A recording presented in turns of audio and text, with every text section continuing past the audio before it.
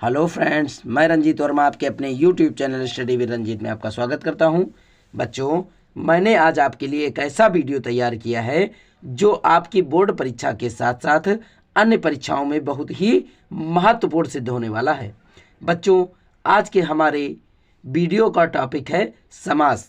समास का अर्थ और उसके भेद, वो भी बहुत ही शानदार ट्रिक के साथ।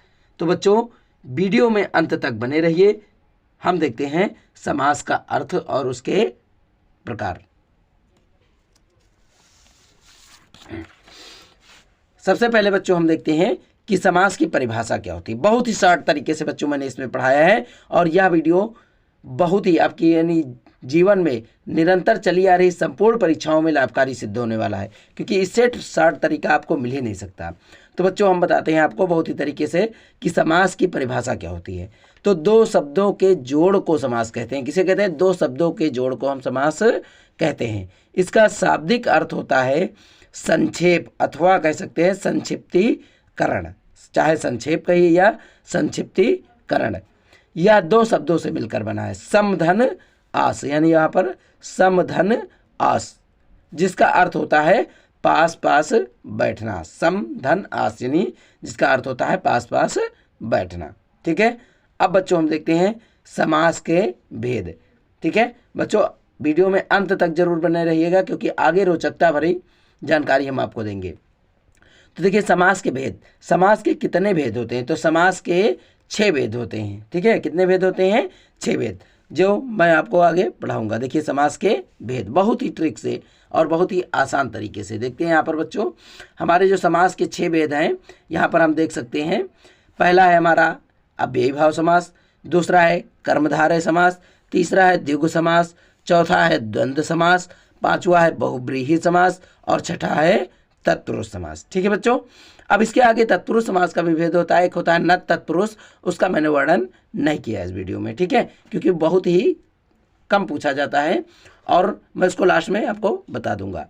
तो बच्चों देखते हैं हमारे समास के भेद कितने हैं? 6 भेद हैं। ठीक है, सबसे पहला, अब एक चीज़ बच्चों बताने से पहले, इन भेदों को बताने से पहले मैं आपको बताना चाहूँगा कि जितने भी ये भेद हैं इनके क्रम पर आप मत जाइएगा। ये क्रम, कोई भी क्रम कहीं पर भी आ सकता है। चाहे कर्मधारय को पहले कर दीजिए, अव्ययी भाव को बाद में कर दीजिए, चाहे बहुव्रीहि को पहले कर दीजिए। ठीक है, क्रम का कोई लेना देना नहीं होता है, बशर्ते आपको संपूर्ण समास के भेद याद होने चाहिए। ठीक है, तो सबसे पहला हमारा कौन सा भेद था? अव्ययी भाव समास, दूसरा कर्मधारय समास, तीसरा द्विगु समास, चौथा द्वंद्व समास, पांचवा है बहुव्रीहि समास और छठा है तत्पुरुष समास। ठीक है, अब बच्चों हम देखते हैं, आपको बहुत ही शॉर्ट तरीके से मैंने पहले बच्चों लिखकर, समय बचाने के लिए लिखकर रख लिया था। अब देखते हैं बच्चों हमारा जो पहला है अव्ययी भाव समास। ठीक है, तो अव्ययी भाव समास, इसकी परिभाषा मैंने ना लिख करके बहुत ही शॉर्ट तरीके में इसका वर्णन किया है, बहुत ही कम शब्दों में। अव्ययी भाव समास की परिभाषा होती है यानी जिसका प्रथम पद अव्यय हो अथवा जिसका प्रथम पद प्रधान हो। क्या कह सकते हैं? जिसका प्रथम पद अव्यय हो अथवा जिसका प्रथम पद प्रधान हो। ठीक है, वहाँ पर अव्ययी भाव समास होता है।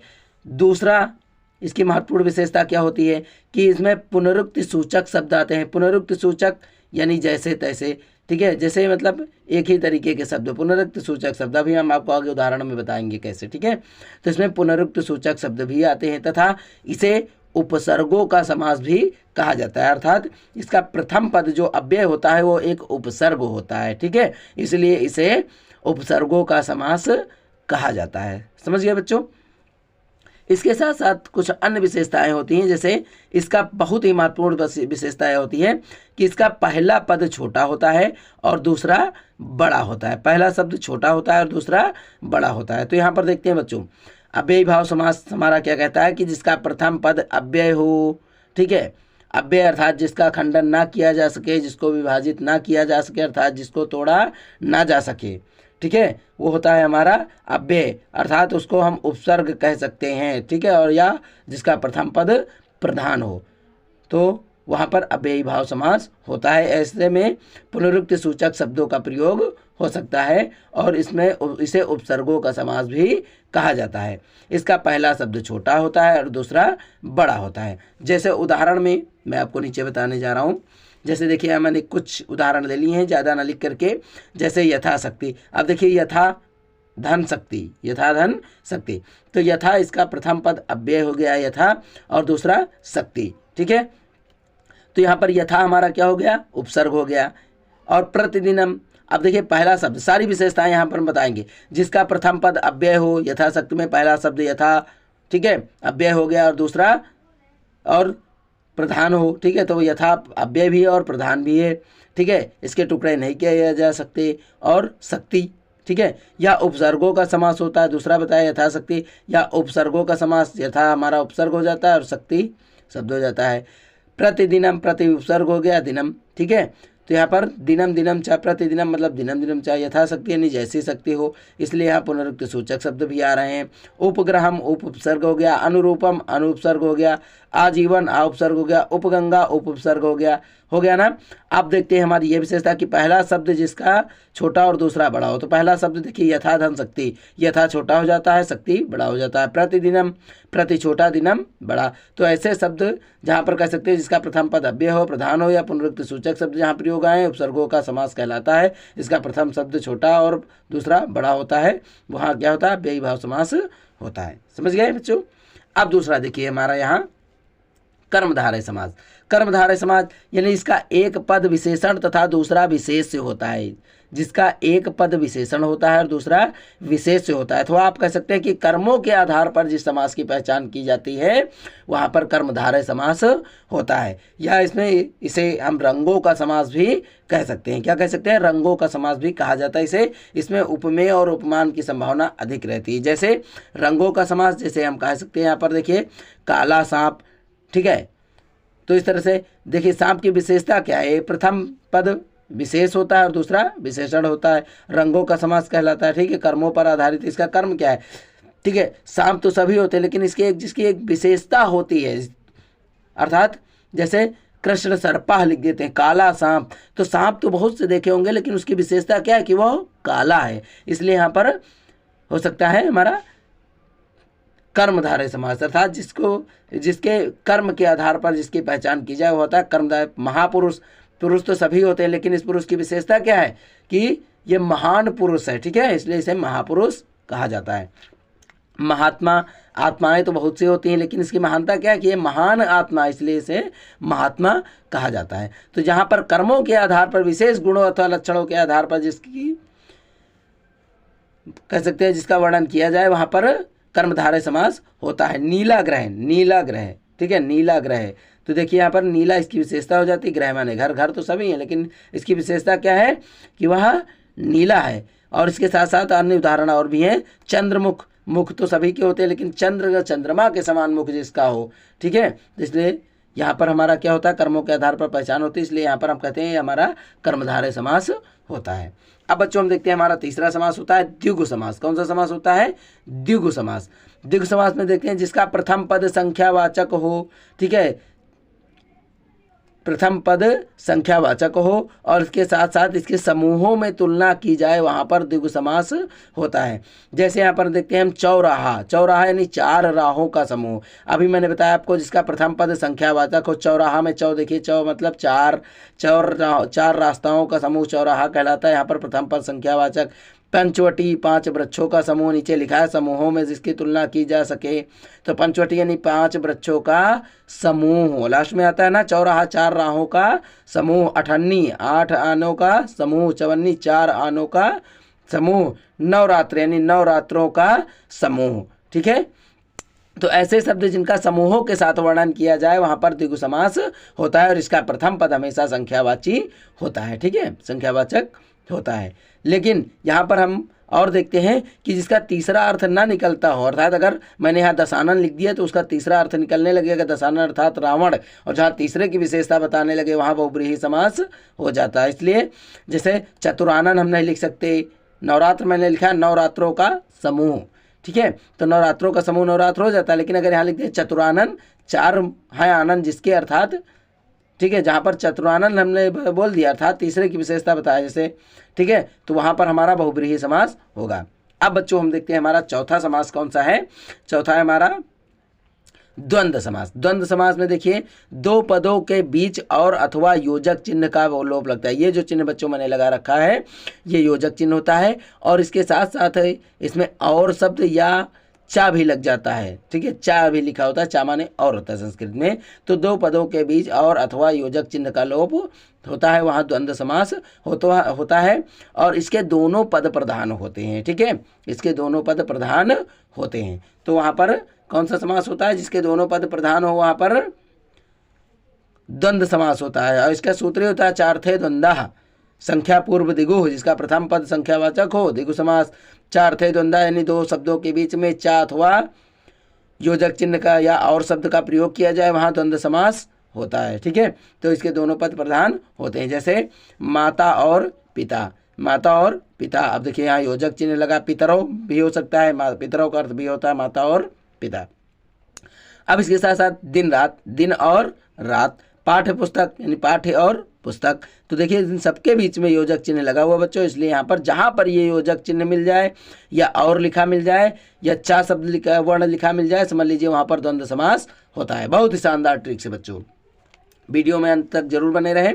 अब बच्चों देखते हैं हमारा पांचवा जो समास होता है, पांचवा समास हमारा होता है बहुव्रीहि समास। बहुव्रीहि समास, इसका कह सकते हैं इसकी जो विशेषता होती है कि समस्त पद अन्य किसी का बोध कराते हैं। ठीक है, देखते हैं बच्चों जो हमारा बहुव्रीहि समास होता है तो इसके समस्त पद जो होते हैं वो अन्य किसी का बोध कराते हैं, अर्थात किसी तीसरे का वर्णन करते हैं। यानी अन्य पद इसका प्रधान होता है। अन्य पद प्रधान मतलब तीसरा पद प्रधान होता है। जैसे लिखा है 1 + 1 = 3, यानी एक और एक, पहला शब्द और दूसरा शब्द मिलकर के किसी तीसरे की विशेषता बताते हैं, वहाँ पर हमारा बहुव्रीहि समास होता है। इसे उपाधियों का समास भी कहा जाता है। क्या कहा जाता है? उपाधियों का समास भी बहुव्रीहि समास को ही कहा जाता है। ठीक है, जैसे दशानन, 10 हैं आनन जिसके, प्रथम पद संख्यावाचक है लेकिन मैंने भी बताया था वहाँ पर द्विगु समास नहीं होगा। क्यों नहीं होगा? क्योंकि ये तीसरे की विशेषता बताता है कि 10 हैं आनन जिसके, अर्थात तीसरा कौन? रावण। लंबोदर, लंबा है उदर जिसका, अर्थात गणेश। लंबा है पेट जिसका, अर्थात गणेश। अर्थात जहाँ पर लग जाए तीसरे की विशेषता बताने लगे वहाँ पर हमारा बहुव्रीहि समास होता है। पीतांबर, पीला है अंबर जिसका, अर्थात भगवान श्री कृष्ण। चक्रपाण, चक्र है जिसके हाथों में, अर्थात विष्णु। चतुर्मुख, 4 मुख वाला। ठीक है, तो इस प्रकार जहाँ पर भी कह सकते हैं उपाधियों का समास ही कहलाता है और जहाँ पर अन्य पद किसी तीसरे का बोध कराते हो वहाँ पर हमारा बहुव्रीहि समास होता है। तो बच्चों अब हम देखते हैं हमारा जो छठा समास होता है तत्पुरुष समास। ठीक है, तत्पुरुष समास की क्या विशेषता होती है? तो बच्चों हम देखते हैं हमारा जो छठा समास है वो है तत्पुरुष समास। ठीक है, अब तत्पुरुष समास की विशेषता क्या होती है कि इसमें द्वितीया से सप्तमी विभक्ति तक के कारक चिन्हों का प्रयोग होता है या कारक चिन्हों का लोप होता है। द्वितीया विभक्ति से लेकर के सप्तमी विभक्ति तक के कारक चिन्हों का लोप होता है। अब सब द्वितीय विभक्ति से, जैसे प्रथमा ने द्वितीया को तृतीया से या के द्वारा, चतुर्थी के लिए, पंचमी से अलग होने पर, षष्ठी का की के रा री रे ना नी ने, सप्तमी में पर और संबोधन में है रे। ठीक है, तो इस प्रकार जितने भी कारक चिन्ह हमारे होते हैं उनका प्रयोग जहाँ पर दो शब्दों के बीच में उनका प्रयोग होता है वहाँ पर हमारा तत्पुरुष समास होता है। जैसे यहाँ मैंने कुछ उदाहरण बच्चों लिखे हैं। कूपे पतिता में कौन सा समास होगा? कूपे पतिता, कूपे मतलब कुएं में, पतिता माने गिरा। यहाँ पर देखिए में का लोप होता है ना, कूपे पतिता यानी कुएं में गिरा। तो जहाँ पर में आ जाए यानी में अपर होने पर सप्तमी विभक्ति हो गया। पुस्तकम, पुस्तकम यानी पुस्तक को, पुस्तक को हो जाता है। ग्रामम होता है ना, तो यहाँ पर हो जाता है जहाँ को शब्द का लोप है द्वितीय विभक्ति यानी तत्पुरुष समास। इसके साथ साथ कलमेन माने होता है कलम से, सा कलमेन लिखा थी, तो इसके कलमेन के नीचे लाइन खींच दी जाती है जब परीक्षा में पूछा जाता है और उसमें कहा जाता है कलमेन में कौन सा समास है। तो कलमेन का अर्थ होता है कलम से या कलम के द्वारा। जहाँ पर से या के द्वारा आ जाए वहाँ पर तृतीय विभक्ति का प्रयोग होता है, अर्थात तृतीय विभक्ति यानी तत्पुरुष समास, क्योंकि इसकी विशेषता ही होती है कि इसमें द्वितीय विभक्ति से लेकर के सप्तमी विभक्ति तक के कारक चिन्हों का प्रयोग होता है। जैसे लिख सकता है कि सा रामाय। ठीक है, जैसे रामाय लिख दिया जाए, सा ग्रामाय यानी गाँव के लिए। ठीक है, तो इस प्रकार या पुस्तकात।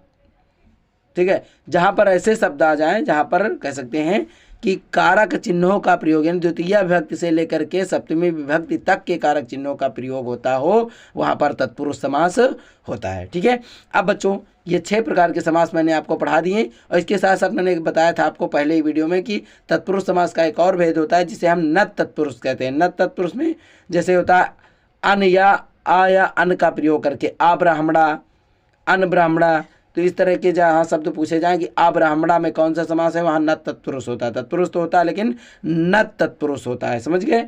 आ या अन शब्द का लोप करके जहाँ पर यानी आ या अन शब्द का प्रयोग करके कह सकते हैं जहाँ पर कुछ पूछा जाए, जैसे आ ब्राह्मणा, तो वहाँ पर नत तत्पुरुष होता है। तो बच्चों हम अपने इस वीडियो को यहीं पर विराम देते हैं और अपने अगले वीडियो में एक और महत्वपूर्ण टॉपिक के साथ पुनः मुलाकात होगी।